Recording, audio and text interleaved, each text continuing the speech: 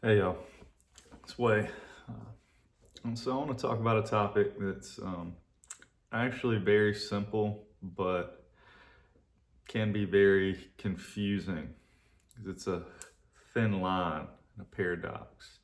And the more and more as you seem to evolve on the spiritual path, you might realize that at times there's not a lot of choice between, what would be that freedom, that peace, that bliss, that love, that connection, that established in faith versus what's not that confusion, seeing chaos, doubt, fear. Um, that sense that something's off. It's that thin line, that razor's edge of really having to come back to that choice of what would you see, what would you choose to see, and not trying to arrange that in form, but allowing that to be the experiential case within, regardless of what's going on in form. Now, this does not mean retreating from form and not taking action in form. That's a big error and trap as well, which maybe you'll kind of get cleared up in some of this discussion. So, there's this paradox here of surrender and surrender versus free falling, you could say. Um, and really, this has to do with what's being surrendered to, and surrender without divine alignment and faith is always going to form some form of free fall into confusion and chaos and doubt. And the main thing this really has to do with is some objective that's behind that. It's some egoic idea that's subtly maintained of what is the limited mind, the limited sense of an individual surrendering for. If it's for, and this cannot be hidden, so it doesn't matter how much that it tries to hide, because it will. If that's there, that's there. You're not going to get rid of that. That's got to be, brought up too, and not judged in that sense, and surrendered as well as, part of that faith and trust and that divine alignment. But that will always show up and continue to manifest in the experience as something being wrong, something being out of place, something not being aligned, me not being, me not having faith, me not being divinely aligned in that sense, not, surrendering to something other than something wrong. And this shows up in so many different ways. I'm not even going to go into that, but it's always coming back. And what's often overlooked in this immediacy is then that's always just denoting that choice point, then that point to choose again and see and look upon all within one's own experience, because you're never escaping that sense of what's arising in the immediacy now. I've went through personally so many different traps where, this seems to be overlooked, and, the ego wants to have this premature completion of surrender, this premature finality of, surrendering or choosing what's being, surrendered to, and how that surrender's looking and going in that. And that doesn't give a lot of room. That maintains a lot of limited control that's going to manifest these experiences in that way for that to be shown up, other than just having that knowing. Because also, this is important, I'll say, having that divine alignment, that in a sense is already there. It's just you don't have the trust to see and to know, and the faith that where you're living and walking from is already part of that perfectly aligned alignment. Now, you could say what really needs to be honed in that sense is the faith in that, is the trust in that the Holy Spirit, God, that source connection, and yourself, and being able to surrender and commit to whatever is in the immediacy. Because when I'm talking about this, you can see that the mind is looking for some, the limited mind that is looking for some grandiose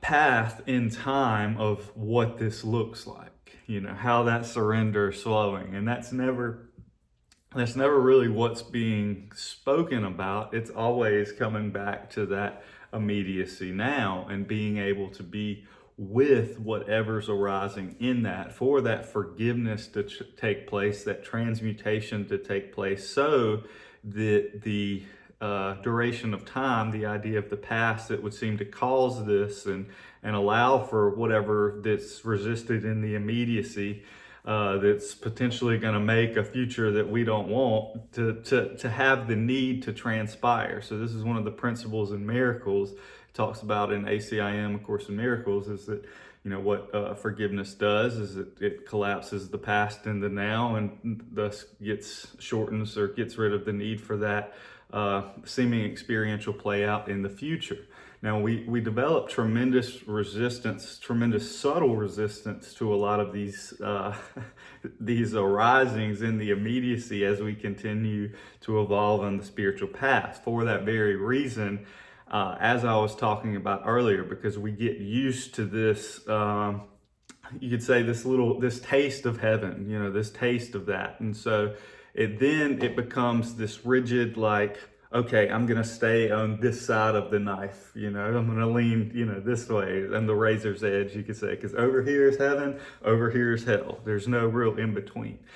And it subtly negates being able to really walk the razor's edge, to walk that middle way, to really see that is a nothingness that has to be resolved. And this is where the paradox comes back in, because the mind, it can get to these places of clinging to these concepts and even experiential recognition and states of awareness, to where it no longer really wants these arisings to come up. It no longer really wants to have this energetic turbulence, these experiential presentations for forgiveness, in whatever way that it comes up. And so those subtle judgments kind of stick to a clingingness, a premature, finality. I would even go so far as to call it like a luciferic light that is, no longer willing to walk the divine path with God. Ooh, let's call it what it is. That's what it is. And it's spiced up as pure and holy, and I'm only love light and all that. But in reality, it's a stubborn resistance and defiance of being willing to have that trust and faith. And it's saying, like, I know best. I'm going to go over here. I'm going to continue to do this. And so that is a very, very subtle error that is tremendous, you could say, because it would seemingly knock out all the opportunities that are still coming forward in the presentation to be able to walk down. It's saying, this is, no, I've got my path. No, this is it. No, this is, my trajectory, and I'm not dealing with that anymore. No, I don't want anything to do with the world. It's like, I'm going to leave my brothers behind. I'm going to leave the world behind. It's not real. It's an illusion, all that. And, there's so much in the Course where it talks about this type of error in a subtle way. We cannot, there's a good one about slavery, that if any aspect of the mind is still enslaved, forgiveness is not complete. And, it's really that willingness to just be and trust and have that faith. So it always comes back to that. And that's got to be there, because there's still that tremendous resistance, that tremendous, and defiance and fear that's behind that, and that wanting to say that surrender is there and faith is there and trust is there, but then there's that obvious doubt that's still there in regards to something, but that can be resisted and not addressed. And it cannot, that's the whole point here that I'm trying to really make, is it cannot be resisted and not addressed. It's always going to continue to come back up. It's always that, because that opportunity is still jumping. That if that future, if that's not allowed to be there in the now, that past in the now, well, what's happening? Your now is just becoming the past, and then that future is still there. So it's going to be addressed at some point in time. And again, that form of false surrender, you could say, is always going to manifest into that free fall, into the chaos and confusion, because that's all that it offers. That's all that's there in that way. It has to be seen and addressed in the immediacy in order for that experiential recognition of the truth, of the freedom that is always present, that's always available, of your invulnerability, of your revelation of your true connection and identity, which is separate and not the same as the limited individuality that one would stubbornly cling to and attempt to maintain, and what would have its own little designs and little narrow paths that it thinks are right, like I was just discussing. So, this can sound very confusing, but I think anybody that's at a certain state and is far enough along the path has already recognized these distortions and this play out going on. And this is never something to judge oneself about when it comes up, because this is kind of a slimy, I called it exactly what it is. It's a very subtle, advanced kind of Luciferic distortion. And it is very, slimy and nefarious and not really nice to look at once it's recognized in one's experience. But, that choice to deny it is just gonna, it's gonna snowball. So it has to be addressed. It has to be acknowledged. That's the way, that's why, I feel called to talk about this, because more and more, these subtleties are going to come up. There's more and more people continuing on this path and practicing transmutation and forgiveness, and it's not going to be able to be resisted in that way. Now you can try to force it, but again, that force is only going to continue those cycles, and that looping, sooner or later, those looping cycles are going to be their own undoing, because they're forcing, if one's in a true commitment to observing, no matter how much stubbornness or subtlety may be going on, it's going to be its own undoing, because it's just going to show its hand, and you're going to see why is this looping? Why am I looping? I'm forgiving this, and what's really going on? And all those your little schemes and designs are gonna be shown. They're gonna be cards are gonna be laid on the table, and you need not judge that. You need not fear that. You need not think you failed, because that's what it wants. That's the whole presentation. That's what that limited notion, that limited identity, the ego, whatever you want to call it, the fallen mind. That's what it wants you to believe.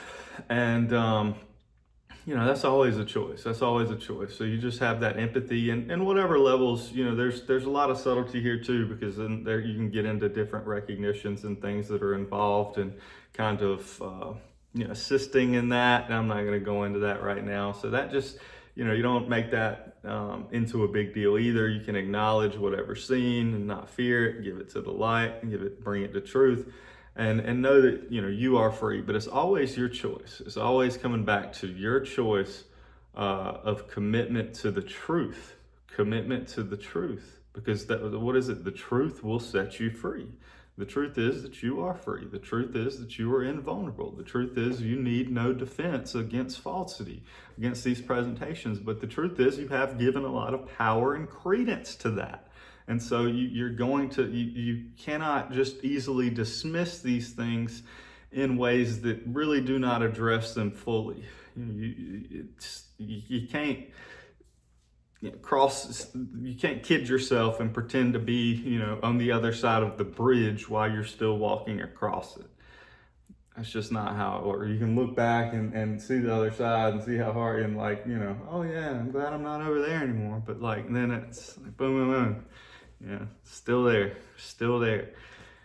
In progress yet complete. Complete yet in progress.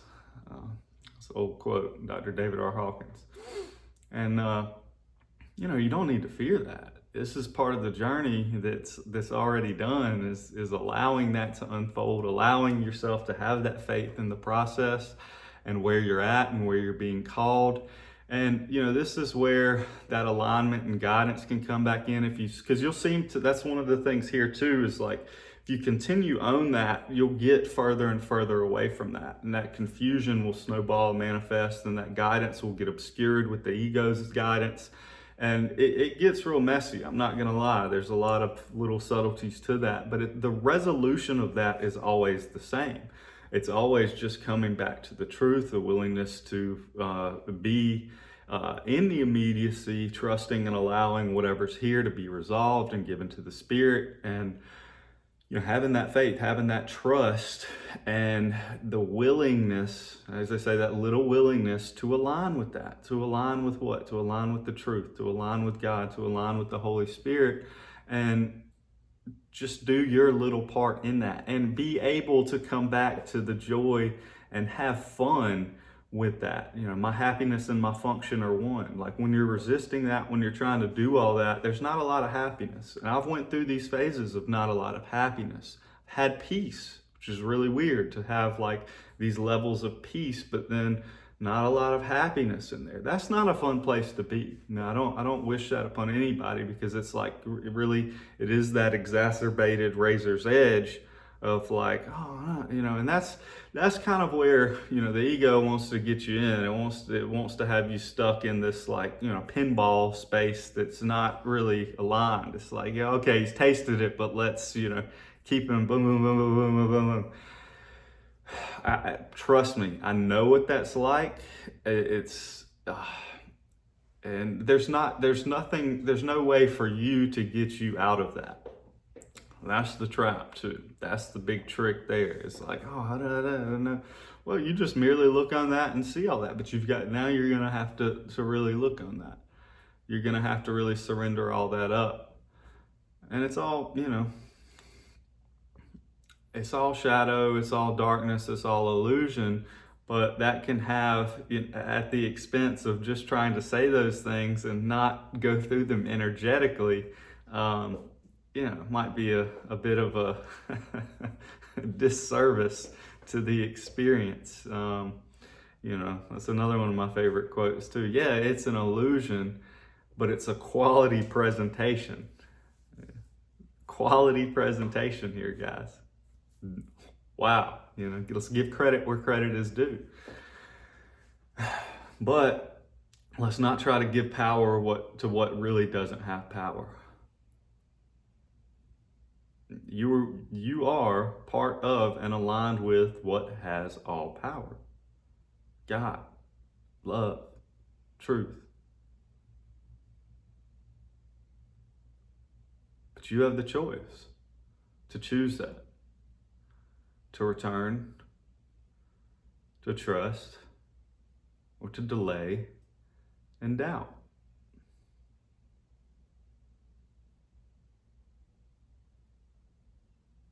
So, just wanted to share that. I know that one's kind of a bit all over the place and maybe a little bit more subtle and esoteric to a degree, but I trust and have faith that this message will get to whoever it needs to get to in the time that it needs to be gotten to.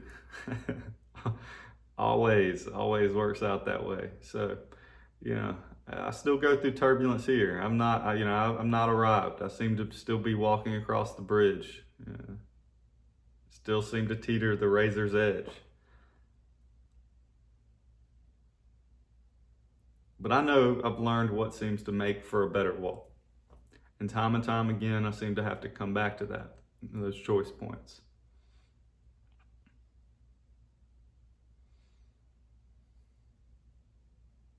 And that's okay. Part of the journey, part of the beauty.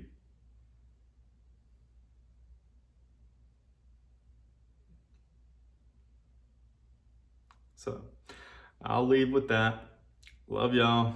Peace and love. Keep on walking. Keep on loving. Bye, y'all.